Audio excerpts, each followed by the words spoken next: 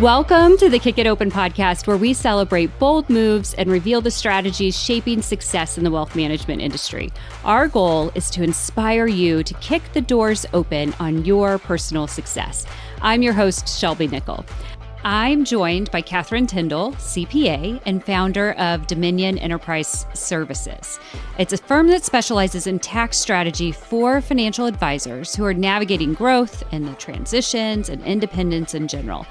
Catherine is, like me, a fierce advocate for advisors, and especially for advisors turning the tax strategy lens onto themselves.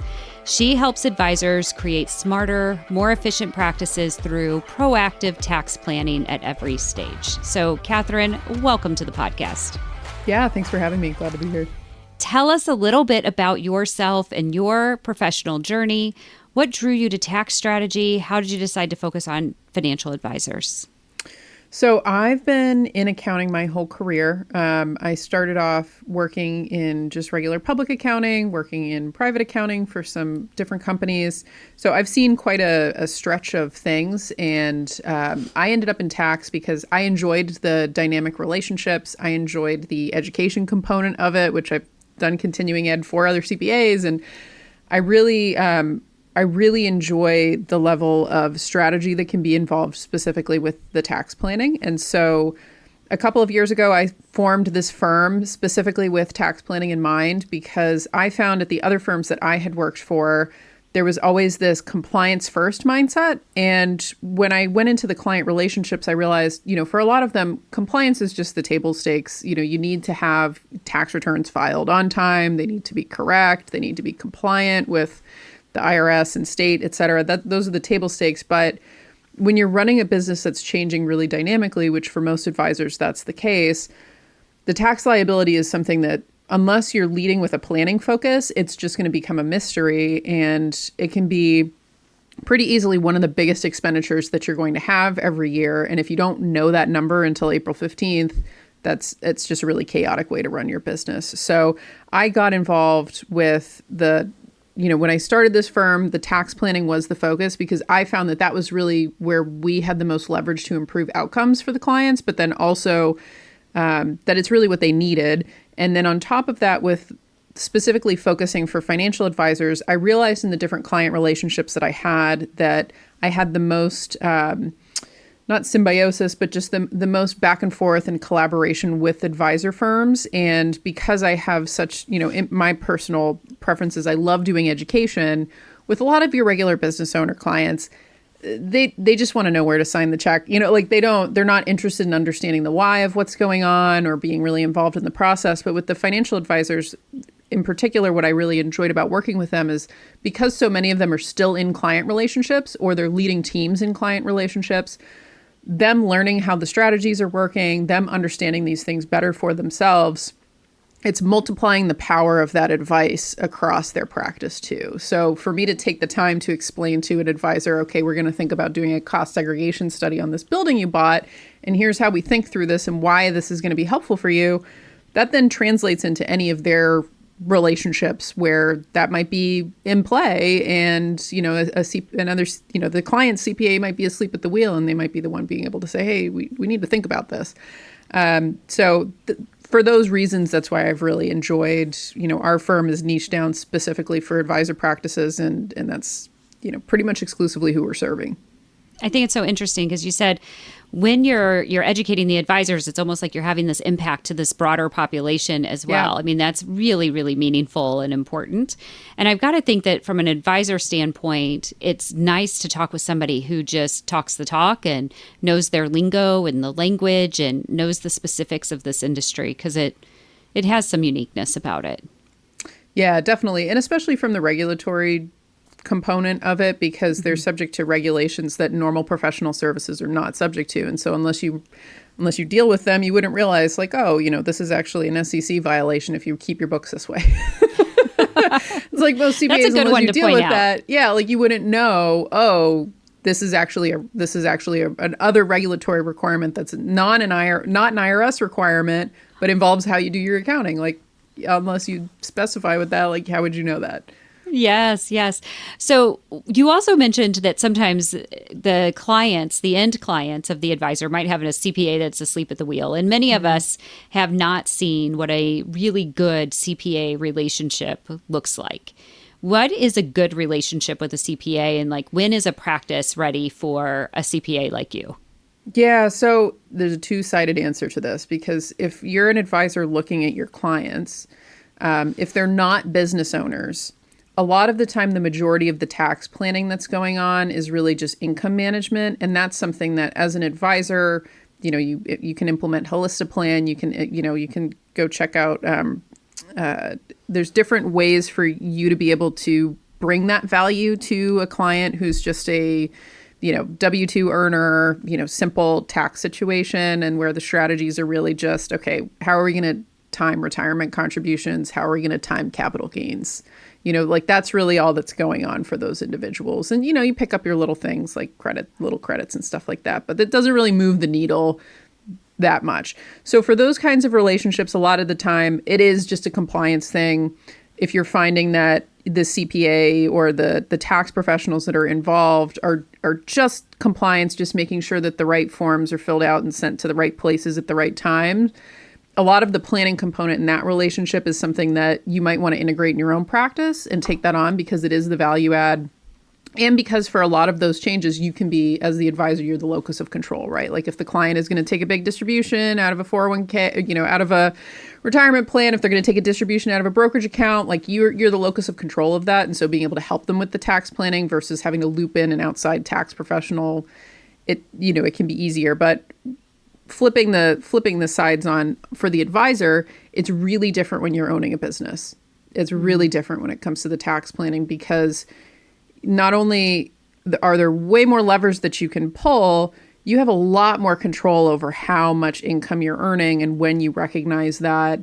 And really, you're the one that's really controlling your own tax liability. Like if you're the one that's driving a certain profit number into the practice, you'll have certain operating profits that come off of the business, but then it's at your discretion of, hey, am I going to make a bunch of discretionary investments this year to try to drive this profit number down to pay less in taxes? And I'm really pushing that tax liability into the future. Like, the basic strategy that Amazon had growing is just show low profit, show low profit, show low profit, because we're building this infrastructure out of our operations, and then we'll pay the tax in the future when it's a lot less painful. And so for a lot of practices, you have control over what that's going to be. And so the tax planning is just very different, because it's scenario planning. There's a lot more things that you have to decide. Also on the compliance perspective of it, it's just more complicated, right? Like you're having to do bookkeeping, you're having to make sure you're recognizing revenue correctly. It's a lot more complex than just, okay, we've got somebody with a W-2. How much are they going to do a SEP contribution? Like it's much more nuanced. So I would say for most practices, you need to get most of those compliance components sorted out almost immediately. I don't recommend hardly anyone who does, unless you've got a background in this. If you're running a business, I don't usually recommend you to do your own tax returns, just because unless you understand accounting and come from an accounting background, it is very easy for those to get messed up. And it can just become a really big problem quickly. So I usually recommend, one of the first things that you want to offboard out of your practice can be bookkeeping, unless you're really strong in that function.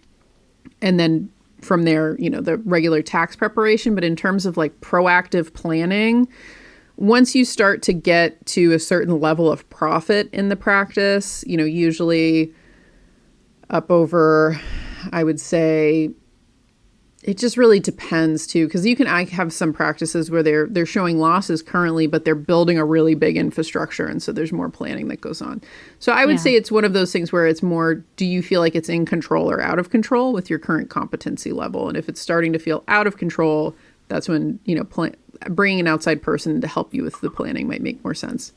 Yeah, it seems like probably we'd want to bring in an outside person too if we have huge growth plans as well, right? And we maybe are trying to decide if we want to cash flow those or get a loan in some ways, et cetera. Like some of those strategic choices that that practices make. A few months ago, I had Stevie Green on the podcast, and she is an advisor along with her spouse. They own a practice, a firm in the Kansas City area. And one of the things that she has mentioned to me is that as they started doing acquisitions, and they've done several now, she had to get comfortable with what that meant and how to think about, should I take a 5-year loan on it or a 7-year loan or even a 10-year loan, right? And that was uncomfortable to think about carrying debt for that long, but that might be the right choice given the business and the way that they wanted to continue to scale and grow.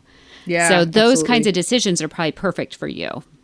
Yeah, and when it comes down to like that acquisition question too, a lot of people, like one of the things, that I usually tell clients pretty early on when they start working with us is, hey, if you're going to start thinking about doing acquisitions, just so if you're going to be financing these out of your profits, so made $500K this year that you're going to allocate towards doing a partial acquisition of half of your buddy's book down the business who's getting ready to retire, you have to realize that the tax treatment on that is really goofy, and you can get cash upside down on those kinds of deals. And so it's really important from a cash flow perspective when you're looking at like acquisitions in particular, that what the tax fallout is going to be. Because sometimes you're like, okay, yeah, I have $500,000 that I can allocate towards this. But then when you actually go to do the tax return at the end of the year, you're not able to write off that $500,000. Like you still have to pay taxes on it. And you don't get to amortize the whole practice acquisition. So it's really easy for people to get, the cash flows screwed up when you have activities like that, because you're shifting things from, okay, now we're having like asset acquisitions. These are balance sheet activities.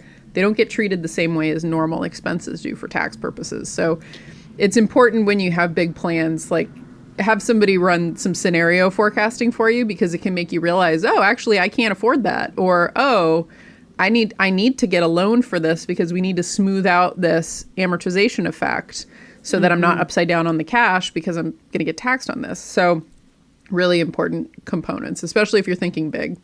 Right. It's so interesting. I remember, as I progressed in my corporate career, and my spouse did as well, like we got to certain levels inside of our careers and we're like, oh, okay, we have to think about money and think about our tax situation, et cetera, a little bit differently. It sounds like we see that same thing in practices. And some of us have been raised to not have any debt, right? And those kinds of things that, while good discipline perhaps, may not be the right answers as we continue to scale the business. It sounds like. Yeah, no, it's definitely true. And people have their own philosophies on this. I have some advisors who are very debt adverse from a philosophical perspective. And so it's like, okay, if we know that that's the ground, if that's the preference there, then let's figure out how to make the math work without debt.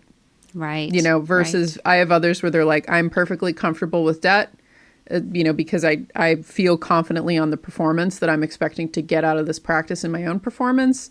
So we just need to make the math just needs to math, but I'm comfortable with this. And so, okay, it'll be a different progression. But it all comes, I think for most people, when it comes to tax planning, and especially for me as an advisor, as an advisor to advisors, it's more, okay, what are the core principles that you want for your life and the outcomes that you want, and the outcomes that you want in your wealth journey, secondhand to that. And then how do we structure what you're doing to get to that efficiently? Like that's how I look at it. So, the practice that is, hey, I've got a lifestyle practice. We're going to grow 10% every year. And then I want to transition this to my son. That's going to be very different tax planning than I'm trying to get to $1 billion AUM in 5 years. And then I want to have an exit. So a big component of it on the tax planning side is more us just knowing what really having confidence in the outcome that you're trying to achieve with your practice. And then we can back into, okay, well, what's the most efficient way to get that result? And that's a lot of the process. Yeah, it feels like that's kind of in life, right? We all have to set what our goals are and our ambitions are, and then align the other things around those so that we can achieve those goals and ambitions, but, do so hopefully in a happy and healthy way. It sounds we're just bringing that all the way down into practice taxes. Yep. When I think about a life cycle of an advisor practice, I think about, them forming the practice. And sometimes a lot of my clients in particular are starting in captive kind of wirehouse or regional firm organizations, or even inside of a captive type of RIA. And eventually they decide to break away and go independent, whether that's starting an RIA or it might be just going independent broker dealer. Let's talk about like the beginning of a practice and entity structure. Like, I have some that have done S-Corps. I have, somebody that's done C-Corp. I have plain old LLCs in there. Like, what should they be thinking about as they choose that entity structure? I think when I do this exercise, because part of what we do is we do initial assessments for firms and take a look at how their entities are structured currently. And a lot of it is dependent on how do you plan to exit out of this, and what do you need in order to operate this efficiently? Because I'll see situations sometimes where, people will just jump straight for the S-Corp because they want the self-employment tax savings. But then when I talk to them about, okay, well, do you want to be able to do unequal distributions? Like, do you want to be able to say, okay, me and partner own this 50-50, but if partner brings in X dollars and I bring in X dollars, we want to be comped out on performance. Okay, well, now we're going to have to do all of that through your W-2s, and we're going to basically delete the self-employed tax savings from the S-Corp, because S-Corps are restrictive around 50-50 partners. It's 50-50 distributions. And so a lot of components like that come into play of, okay, what do you need for this to operationally achieve? What kind of owners are involved in the operation, and how are they going to get paid out over time? So if you're a single person running a solo advisory practice, you're with a broker dealer, typically the first question, almost always, just for legal purposes, you want to operate stuff out of an LLC because that's, just for liability purposes. But when you have an LLC, that doesn't automatically give you any tax benefit. It's just a legal benefit. And so then once you're in that LLC, then you have to decide, do I want to be an S-Corp or do I want to be a Schedule C? And then a big component specifically for advisors is, well, based on where revenue flows from. So if you're an RIA and you're doing all your own registrations and you can have everything registered to the LLC, okay, great. That revenue belongs to that LLC. That LLC can be an entity. It's getting deposited into entity bank accounts. We can attribute that income to that. Great. That's an open door for you. But for a lot of people in broker-dealer situations, depending on how the broker-dealer has things set up, a lot of times it has to go to you. It has to go to your social security number.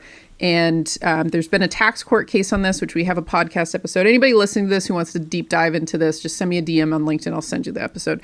But basically what happens is that if you're earning revenue from like a broker dealer where they're not able to attribute it into an entity, some broker dealers have programs where they can attribute some of your revenues into entities. Basically, the S-Corp door is closed for you. The entity door is closed for you because you have to report that revenue on your personal returns and you can't attribute it into an entity. There are a couple little workarounds with expense allocation stuff, but you don't get any of the tax benefits. So a lot of times with the entity work, it really revolves around, okay, how are you earning your revenue? Do you have control over where it gets deposited? Do you have control over, are you getting 1099 for this, or is it getting tagged to the EIN of an LLC? And then after you answer that question, it's, okay, how many partners are involved? How big are we building this thing out? What's the exit plan? Are we going to be buying property? Like, are we going to be buying buildings? How are we going to be employing people? How are we going to operate this thing? That answers a lot of the questions on the entity side, because when it comes from the tax planning perspective, a lot of times it's just what's operationally going to be maneuverable. The tax benefits don't change a lot. I don't see a lot of C-Corps these days because most people want to get their distributions out of their practice.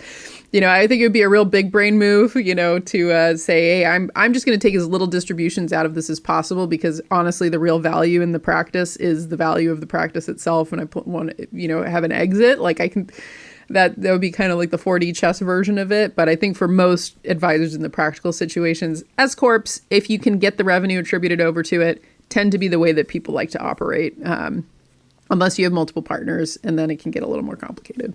Absolutely. I definitely see S-Corp as the primary. It's interesting, this idea that some firms have been able to figure out how to pay the entity and others perhaps haven't, and who, I don't know a lot of the compliance and Yeah. things behind the scenes on that.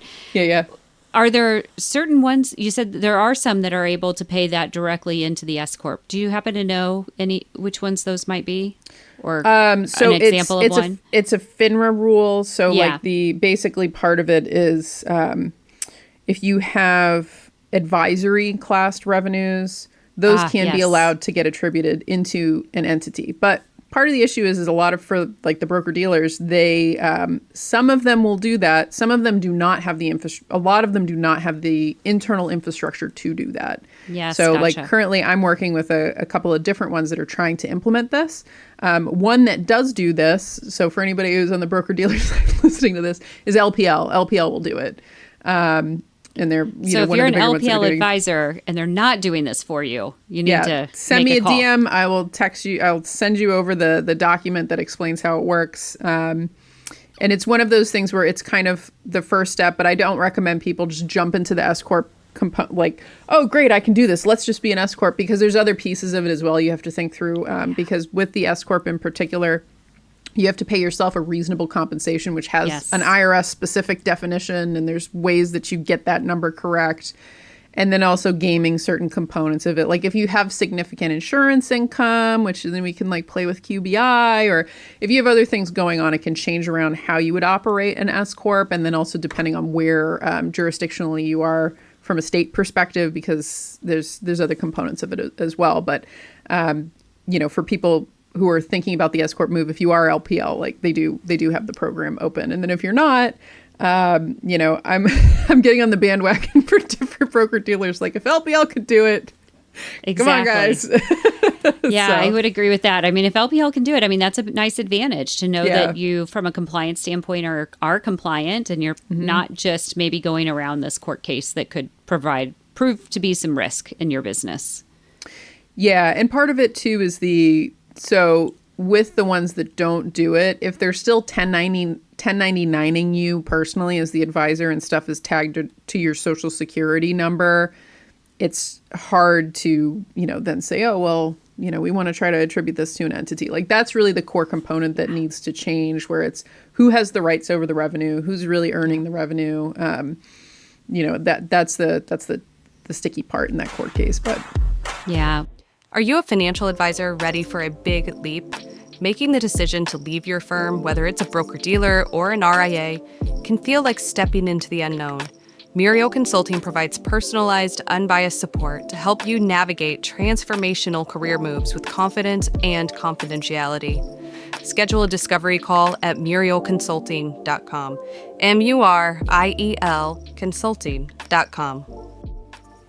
Well, let's talk about kind of the next phase of an advisor's practice, kind of the scaling of the advisor practice. How does tax strategy sort of evolve as somebody is scaling? And we talked a little bit about maybe the planning and lending for succession or for buying practices and acquisitions. Are there, structures or tools or things that we need to be thinking of as we grow? Yeah, I would say from the tax and accounting perspective, one of the bigger ones is you need to have accurate financial forecasting for your practice. It's one of those things where, for most advisors, they have really good revenue forecasting because the dashboards from their custodians will tell them like, okay, you're going to get this big deposit on this date, and they'll, roughly what your revenues are going to be. But I think for a lot of them, actually working through the cash flow projections of, okay, so if I'm going to hire on these two people, how's that going to hit my profit? When are they actually going to become productive? What can I expect for performance if you have a really dynamic changing situation? Because at the end of the day, the number that's driving the tax liability is your profit. And your profit is being driven by your revenue less your expenses. And so we need to know those components, but then we also need to know the things that are not hitting your P&L, but that are still impacting your cash. So like, are we going to buy a building, or are we going to pay down debt, or are we going to pay down the acquisition price that we had from a practice that we bought? Because that's going to eat cash, but it's not necessarily going to give us a write-off. So we're still going to have to pay tax on the dollars that get allocated out of profits to pay for those things. Or vice versa. If you get a loan and you get a bunch of cash in and then you spend the money down, are you going to have an artificially low profit number? Is that good? Is that bad? So I would say for most of them, in terms of the scaling process, the first component that I always look at is what kind of reporting infrastructure do we have? is the reporting correct? Like, are we getting correct data? Are we getting timely data?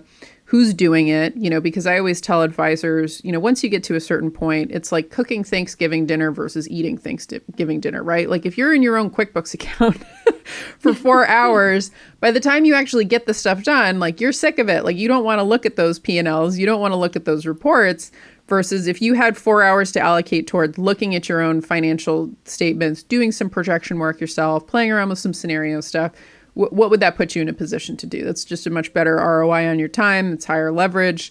And honestly, you doing record keeping is not something that's improving your skills as a business owner versus, getting more involved in your own financial forecasting, et cetera. So I usually recommend people like get the bookkeeping function off of your plate. You should be eating the dinner, not cooking the dinner. And then on top of that, then just having regular ongoing forecasting done because, if you're growing 10%, 20%, 40%, 100% per year over year, the estimated tax payments that you got from your CPA from last year are not going to line up with what you actually need to be making for payments. And getting a cadence around what you're going to do for the payments, when you're going to time them, what stage of life are you in? Because if you're scaling really quickly and you're like, okay, maybe I'm going to drop that $50,000 on that new marketing program, or I'm going to switch to Black Diamond, and that's going to be, big ticket or whatever it is. Do you want to be prepaying taxes on profits that you're not quite sure if they're actually going to be there yet because you're going to make some changes and you want to invest that money instead into growing the practice? So a lot of it comes down into the scaling component of just you need eyes on what's going on as you're making the decisions. And then you need to know what the cash fallout is from the different decisions. Because if you're going to make a $50,000 expenditure, discretionary expenditure into a marketing program, how's that going to impact what you need to make for an estimated tax payment? It's a lot of those components all moving together. So it's mostly getting the eyes on it and then making decisions, seeing what the fallout is, seeing if you still like your decision, and then just iterating until you get to the end of the year. Because it's basically an open game on what the tax liability is until, Cinderella's carriage turns into a pumpkin at midnight on, New Year's Eve. And then we're stuck basically with what the tax liability is going to be. Yeah. So we can't be addressing this in March 15th, 10 days or a month before our tax return is due. We need to be addressing this. It's a game that happens now. Yeah. All year long. Year long. Yeah. Yeah. So I usually tell people in the yearly lifestyle cadence how it flows is, first quarter estimate is always a guesstimate, right? We don't know what the year's performance is going to be. Like the last couple of months, like markets have been just nutty. So we don't really know what the performance is going to be for the year. So we just usually do a guesstimate that's conservative. And then usually by mid-year, we have a pretty good sense of, okay, this is what profit is going to be shaping up to be this year. So we, by the second quarter, we get a better estimate. And then by the third quarter, we pretty much know how the year is going to play out. And then we can make some decisions around, okay, there's a couple discretionary expenditures that we were thinking about making. Do we actually want to deploy those things now to get the benefit of the write-off? Or how are we feeling about this from a cash flow perspective? And can we, a lot of times I tell people a lot of good tax planning isn't about reducing how much taxes you're paying. It's more just about getting the boogeyman out from under the bed so you know what's going on. And a lot of times the strategic decision is to just pay the taxes.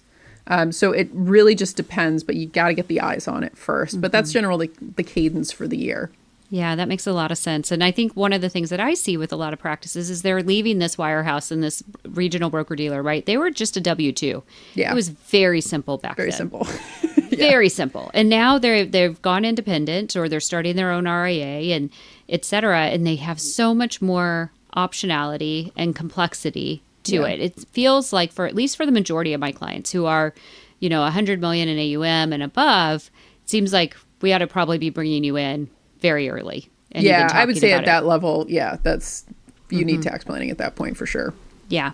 We should be thinking about how are you going to account for the taxes of that forgivable loan if you have taken the upfront money. Yep. We need to be thinking about how are we writing off the things that you might have incurred last year before your business launched this year, et cetera. So those are some of the things that I see come up again and again. Well, let's talk about kind of that third phase of an advisor's career, and that's sort of the succession, or maybe it's the selling. Maybe it's even just when an advisor is bringing in a junior person, associate person, who they want to equitize in the business in some way, and so they want to, sell a portion of their equity to this person, and sometimes they're even gifting a portion of the equity to that person in order to, ensure that that individual stays on the team. How is equity distribution in that way, or equity sales, equity gifts? How is that taxed? What happens? So I have to say, I'm always pushing for, if there is a way for us to do this out of just an employment agreement with a bonus and a profits distribution as a tax professional, that is always my preference. Because a lot of the time people will do this where they will, you have a key employee who you love, you've rapport with, you want to keep them, you want them to be incentivized on the performance of the practice, you want them to be rewarded for their hard work, etc. But when you do these little profit, spin-offs, so it's like you've got an office manager that you love and you want to give her half a percent, or you've got a junior partner who you want to give them, 5% or something like that. That now elevates the complication of their own tax reporting, because now they're having to deal with money that is going to flow into their returns, and they might not be getting actual cash distributions that align with how much income's getting assigned to them from the K1s if you kicked off profit, but then you were paying down debt, and so they're not actually getting cashed out for the revenue that they get. And so a lot of times when people want to give equity, there's other ways for you to achieve that incentive without actually having to change all your legal paperwork. Now they're getting K1s. Now, if they get sick or something happens, you're having to buy it back from them, and it just becomes really messy. So I always recommend people start off with, if you can, and if it makes, strategic sense, to go for something more like a profit share first, because it's so much more flexible. And then for a lot of the employees, it's simpler, because if you're just doing they've already got the payment channel with the W-2. It's just a matter of putting more money on it. They're already having withholding on it. It makes their tax life a lot easier. It's really when it comes to, you're going to start making some big equity changes in the practice, like, okay, we're going to bring on a partner, we're going to tranche sale this 20% year over year for the next 5 years until I exit out, really officially exit out. That's when you have to do a lot more thinking around, okay, what are we trying to achieve with this equity change? If we can't achieve it through a profit sharing plan, and we really do need to achieve it through equity changes, how is this going to change our entity structure? Is this going to trigger an entity structure change? So if you're, for instance, with a broker dealer and you're an LLC, but it's all flowing onto your personal tax return because you're not in an entity, well, all of a sudden, if you have a partner here, now we're going to have a partnership return that's happening, but then things are still flowing under. It just becomes really messy. So we have to think about, okay, entity structure. Do we need to make any changes there before we change this? And then when it comes to the tax perspective, it's, okay, how are we actually structuring the deal here? Is it all, if this is a full-on exit and a full-on sale, then, okay, are we going to be compensating the owner for participating in the practice still? Are they going to be getting W-2'd? Are they slowly phasing out? How much of it is going to be allocated towards the purchase price is goodwill versus non-competes versus other things that are taxed differently from each other. There's just so many components that you have to think about. But I always start off with, well, what are we trying to achieve? Yes. Really, what are we trying to achieve? How maneuverable does it need to be? And then what kind of timeline do we have? I think for a lot of advisors that I come across, in our very early conversations, succession planning is a conversation, because I know even for them, it's okay, yeah, you're going to exit out of the business in 10 years. 10 years is going to come fast. So, yes. A lot of this is, you have to figure out the who, and you have to figure out the what are you trying to get done here? What's the outcome you're trying to get? And then we back into the how. So I think for a lot of equity changes, though, I'm always eager to don't change any legal paperwork. Don't change ownership structure unless you absolutely have to, because it then becomes a really messy process. You're now having to get a lot of attorneys involved. You're now having to think about all these other contingency things that are going on versus, hey, I love this employee. Let's just give them a 10% profit share. Right. And just add it into their employment contract. Let's give them a bonus versus, oh, I'm going to start selling this to my son or my daughter. Okay, we need to formalize stuff. It's just very different, the even mindset that you go into with that. Well, and I think the exit is such a unique thing, right? Because we, on one hand, have to plan for an exit that may be unplanned, right? Yeah. I've had a couple of clients who have pretty severe health issues. Yep. And they're relatively young, but these things do come up. It's always shocking to me. And, and I'm in my mid-ish, later to almost later 40s. I'm not quite later 40s yet, but, I'm right there. And I am always surprised at how many people we know even in our friend group and circle who are having health issues. And we've got to plan for that and think about it. So you've got to have that contingency plan in place. And so know how that's going to work. But you also, to your point, you want to maintain the optionality for the future, because we don't know what will happen. If that second chair advisor's family member is going to get sick across the country and they're going to have to go home, right? Like there's so many things that can happen. So I appreciate that guidance to try to leave it into the employment agreements if we can. Yeah. And I think that the point you make on the contingency planning, like that's something I bring up in my discovery calls with people of just, okay, if you were to drop dead tomorrow, what happens? Because, you just don't know when something like that's going to happen. It's like, is your spouse protected? Are your business partners protected? Like, how is this going to play out? Because for a lot of, I think for advisors, it's a little bit of the cobbler's kids sometimes with, okay, if you had a client where 50% of their net worth, 75% of their net worth was from this intangible value of this business asset that they had. Because for a lot of advisors, like some of the multiples that I see on these succession plans are like, ooh, they're getting big. And so, for you as an advisor, the value of your practice is probably the vast majority of your net worth. For a lot of them, that's what I see. And you got to make sure that you've got this stuff, at least ducks in a row with the contingency planning. But then too, the same thing with the exit planning of what am I going to do with this? Because it really is, it's by far and away the biggest asset, that you have in your portfolio, but it's not diversified. Like, even for a lot of people, I just tell them, have you had a valuation done recently? What are you sitting on? Is a big component. Yeah, we should be redoing those pretty often, I think. And then also, I talk about it with advisors all the time as well. But from my standpoint, I'm also talking about what's going to happen to your clients. How are they going to be handled? And how do we maintain the value of your asset if something happens to you during that transition period? And so you've got to be ready with a few things there too, and know that you've got somebody on that list.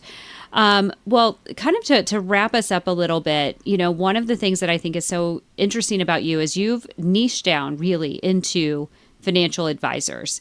And sometimes financial advisors are talking about doing a niche down as well. How did you, was that a mindset shift for you? Because sometimes what I hear from advisors is, I don't want to niche down because I feel like I'm giving up this other group of clients that are not part of the niche. Can you kind of talk about the mindset for you on that topic? I think for me, it came down to when you look at value creation in a business, the more that you can have the customers look the same, it just allows you to serve them in such a deeper way than if you're having to recreate the wheel for every instance of what you're dealing with. And so for me, going through this process of niching down, I think that every advisor should do this, where it's just, if by being able to find a particular avatar that you work with, all of a sudden you're able to just become so more valuable to them, because every learning experience you have with a client, you then carry it into the next relationship, and so much more of it applies, and you get such a more nuanced understanding of their world to be able to say, oh yeah, I do retirement planning for anesthesiologists, and I know how their compensation plans work. I know how the hospitals, do deals with them. I know what kind of, when about their insurance coverages, and I know all of the things about what goes, into their lives. I know when their busy seasons are. I know how I should probably be scheduling the meetings. I even know the kind of mindsets that that these anesthesiologists have around money, or how to have these conversations, or what they care about, or how I should communicate, or what the deliverables should look like. It just makes you hyper efficient for a delivery standpoint. It makes the client have such a better experience because it's coming from that depth of understanding. And I think for a lot of advisors who say, oh, well, I don't want to niche down too much because I'm going to lose all these theoretical people. It's like, well, no, if you're able to service people remotely, which is a huge jump, and then you do niche, it allows you from a marketing perspective to say, hey, anesthesiologist, and then all of those heads are going to turn and face you, right? Versus, hey, person getting ready to retire. That's not specific enough for someone to say, oh, that's me. That's me. So I think for me, it was the whole niching down process was, I think it produces better client outcomes. I think it produces a better team experience too, because the knowledge it's a simpler delivery. It makes the marketing so much easier because your audience then can be identified. They can be targeted. It's like, where do they go? Where do they hang out? Who do they listen to? Who do they talk to? How do they ingest information? What conferences do they go to? What are the problems that they're facing? And then when you go to like content creation, it's like, oh, well, I can just talk about, if I'm dealing with a very specific kind of person, I can talk about my experiences with clients, and that's immediately going to translate for everybody else in the audience because I'm talking to it's the same person that I'm talking to. So I'm a big proponent of niching. I think it's a very powerful technique. You just have to be able to pick, I think in my mind, when you're thinking about niching, picking a niche in particular that's easy to, they collect in an area, they have traits that you play well to, like some people love working with doctors because they're, really, really efficient about getting, their paperwork back on time. Other people hate working with doctors because they don't, pal around, like whatever it is, like, but do it based on you. Right. And I think for me, a big component of why I niche with financial advisors is I love the education component. They want to understand why. I love that ability of, I can teach one person this thing and it's going to impact $100 million of wealth that they're managing, or $200 million of wealth that they're managing. And, 100 client lives or 200 client lives, like that's such a power multiplier on the knowledge that is just stuck in my head that's really meaningful for me. And I think as an advisor, thinking the same way of, okay, if I can, who can I do that for me as a unique individual in the organization that I'm trying to build? Like, who am I and how do I really bring this to a group of people that are similar to each other? And then I think one other last thought here too, and this is a perspective that I have, is that when you do have that really specific niche focus, it allows your marketing to genuinely help people in a way that if you're very general, it's hard for people to actually take practical steps on the advice that you're giving if you're talking too generally. And so even like with the conversation earlier of, hey, if you're with LPL and you want that entity doc, send me a DM. It's like that's able to really help somebody. And I think, from a marketing perspective, something that I believe is if you want to have really effective marketing, it's like you should be genuinely helping people with your marketing, and that a good marketing program is going to serve and help way more people than your business could ever do from just like a dollar's perspective of client work. And by having the niche, it allows you to unlock that where, okay, I'm genuinely helping people with this marketing work that I'm doing and the education and et cetera. And if people want, if there's reciprocity and people want to come and be a client, that's fine. I know that I'm going to get a certain amount of that just from goodwill and just identifying real pain points that people can't solve for themselves. But just that perspective of, I'm actually really genuinely helping people. And especially with like marketing efforts and podcasting and stuff like that, it's so low effort. You get such a high leverage return on that, that it's a really nice bonus. Yeah, it really brings in your messaging to one, where are you delivering your messaging? So where are you showing up at the conferences, et cetera, and being able to do speaking engagements and show up as a real authority. And it drives certainly the content and the content of the content of what you're writing and messaging. That's great. Great advice and a great perspective. I love that too, that you said it's where they're going to gather in groups, and that group sort of is affiliated or somehow connected to you. You can tell a good story to that group. Also a group that you feel great serving, and you can feel like you have great meaning and authority to do so, which is great. Well, we are exactly at time, and I am so grateful for the conversation today. I always do like to end with just a teeny little bit of like these quick hit little questions. So got it. Just 5 of them or so. I know you're a travel lover. Where's your next trip? My next trip is Dallas. Dallas. Okay. Well, that is less exotic than I thought it might be. Next big trip's going to be France, but next little trip's Dallas. All right. Awesome. What is the favorite app on your phone right now? Oh, you know what? is my favorite thing is you can do a setting on your phone to turn the screen red, and I do that at night. But I'm actually a really big fan of ChatGPT because I've basically replaced all of my internet browsing with ChatGPT because I get the answer that I particularly want, and I don't get, some psychology marketing genius to like wormhole me into scrolling a bunch of content. So I like ChatGPT because you get what you need, and then you're not getting sucked into the vortex of the internet. Love that. Love that. What is a book that you would recommend to financial advisors? I wish I had it close at hand. I don't think I do. It's Buy Back Your Time by Dan Martell. It is something that I send to almost every new client that we get because I think it's a real big mindset shift of how you need to build how you should be building your business to be able to really serve you and then get the most out of your ability to serve the client. So Buy Back Your Time by Dan Martell. Oh, that's great. And then what's one quality that you think sets successful financial advisors apart? Humility. Yeah. The willingness to learn. Yeah. Humility. That's the core component that I see the difference between the ones that are really, really successful and then the ones who can't get out of their own way. It's humility. Yeah. Well, the last question we always like to end on, because this is the Kick It Open podcast. Catherine, what's one door that you are kicking open right now? Oh, what's your definition of kicking open a door? Anything. Oh, I'm getting back into powerlifting. Really? Yeah. Okay. It's a lot of fun. It's not something that you particularly see a bunch of women get into, but it's a lot of master the body, master the mind kind of a thing. Well, you have given the most surprising answers today, both your travel question of Dallas and then now the door kicking open and that being powerlifting. Thank you so much for joining us. Yeah, thank you for having me. And for people who are listening, I'm very active on LinkedIn. So if you're ever interested in picking up a conversation or floating questions by, that's usually the best way to get quick responses from me. Perfect. And we will link to your LinkedIn in the show notes, of course, as well as your website too. And for all of our listeners, I just hope this inspires you to continue to kick the doors open on your side of the table. Let's kick them open every single day. Thanks for being here. Thanks for being part of the podcast. Till next time.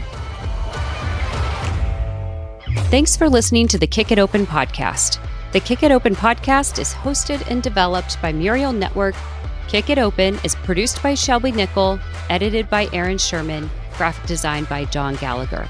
If you found today's podcast valuable, please help us out by subscribing and sharing with your friends. Just click that little plus sign or the follow button wherever you get your podcasts.